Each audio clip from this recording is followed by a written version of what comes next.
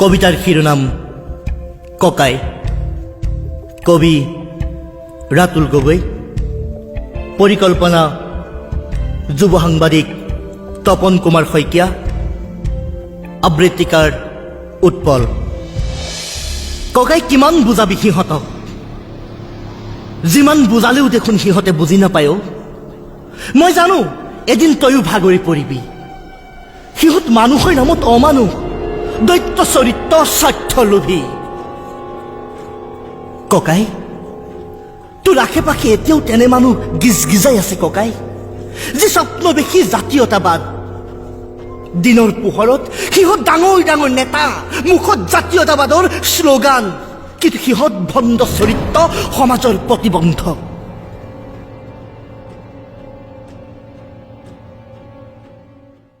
নাজানো ককাই, তই কি অপৰাধ কৰিলি?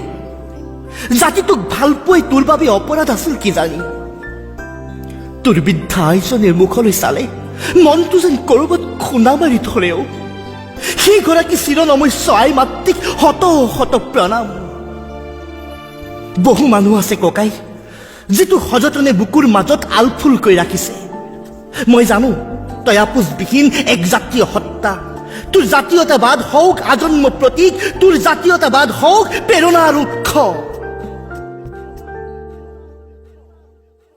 ককাই, লাহেকৈ অনুভৱ কৰিছো আমি বাৰু সঁচাকৈ নিৰাপদ নে? বিদেশী সমস্যা সমাধান দেখোন আজি কুপতি নহল। বিদেশী বহিষ্কাৰ নামত কত কিমান যে নেতা হল। ই কেনে ৰাজনীতি ককাই? তই ভাবি চাচোন কথাবোৰ এবাৰ। ইতিহাসে সকলো কথা তন্ন তন্নকৈ সোঁৱৰাই দিয়ে। ৰাজনীতি পথাৰখন বৰ জটিল ককাই। বোকা পানীৰে লুতুৰি পুতুৰি ভালদৰে খোজ দিবিও। চক্ৰীয় বেহুত পৰিলে ওলাই আহিব নোৱাৰিবি তই। জাতিটোৰ বাবে অন্তত কিবা এটা হলেও যে তই কৰিবি বিশ্বাস আছে। তোক কিছুমানে বৰকৈ হাঁহে, বৰকৈ উপলুঙা কৰে। কৰিবলৈ দে, কিমান হাঁহিব তোক, কিমান উপলুঙা কৰিব। এদিনটো অনুতপ্ত হ'ব। ককাই, তোৰ দৰে বহু মানুহ আছে যাৰ হৃদয়ত স্বতঃস্ফূৰ্তভাৱে জিলিকি উঠে জাতীয়তাবাদ, জাতীয়তাবাদ, জাতীয়তাবাদ।